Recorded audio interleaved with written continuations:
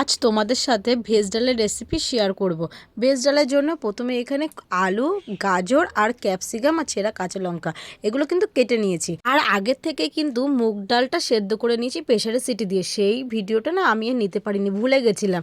তো মুগ ডালটা সেদ্ধ করা হয়ে গেছে। আর এদিকে কড়াইতে তেল দিয়ে তার মধ্যে শুকনো ফোড়নে দিয়েছি শুকনো লঙ্কা, তেজপাতা, সাদা জিরে। এইগুলো ফোড়ন দিয়ে সব সবজিগুলো তেলের উপর দিয়ে এবার ভেজে নিচ্ছি।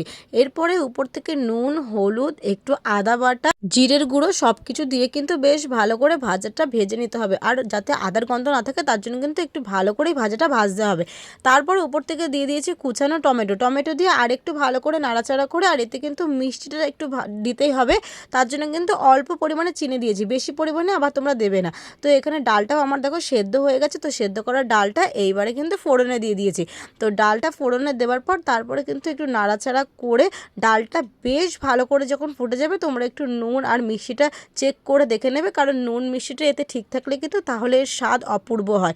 ডালটা নামানোর আগে উপর থেকে গরম মশলা আর ঘি ছড়িয়ে নামিয়ে নিলে রেডি হয়ে গেল কিন্তু ভেজ ডাল। খেতে কিন্তু দারুণ হয়েছে। আর দেখো, শুধু ভেজ ডাল কিন্তু একদমই ভালো লাগে না। ভেজ ডালের সাথে তো কিছু চাই, হয় বেগুনি নয়তো আলুর চিপস, এগুলোতে চাই। তোমরা ভেজ ডালের সাথে কোনটা খেতে বেশি ভালোবাসো আমাকে কিন্তু কমেন্টে জানিও।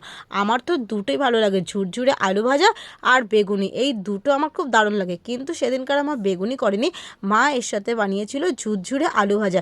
আর আলুগুলো এত সুন্দর করে আমার মা কেটেছিল, পুরো একদম ঝুরঝুরে। দেখো, এগুলো কিন্তু বটি দিয়েই কোচানো হয়েছে আলুগুলো। একদম এরকম ঝিরে ঝিরে করে আলুগুলো কোচাতে হবে আর ছাঁকা তেলে ভাজতে হবে। তো ছাঁকা তেলে এখানে আলুগুলো ভেজে নিচ্ছে। তো আলু ভাজাটাও হয়ে গেছে। দুপুরে গরম ভাতের সাথে ভেজ ডাল আর ঝুরি ঝুরি আলু ভাজা, তার সাথে তো মাছ থাকতেই হবে, গন্ধরাজ লেবু, কোনোটাই কিন্তু কমতি ছিল না। দুপুরের খাওয়াটা জাস্ট দুর্দান্ত হয়েছিল। কেমন লাগলো রেসিপিটা অবশ্যই জানিও। ভালো লাগলে লাইক, কমেন্ট, শেয়ার অ্যান্ড চ্যানেলটা সাবস্ক্রাইব করতে একদমই ভুলো না। দেখা হচ্ছে খুব শিগগিরই নেক্সট রেসিপির সাথে।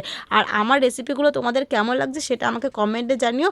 নেক্সট তোমরা কি রেসিপি দেখতে চাও সেটাও যদি আমাকে কমেন্টে তোমরা জানাও, তাহলে আমি অবশ্যই তোমাদের জন্য চেষ্টা করবো সেই রেসিপিটা নিয়ে আসার। দেখা হচ্ছে খুব শিগগিরই নেক্সট কোনো নতুন রেসিপির সাথে।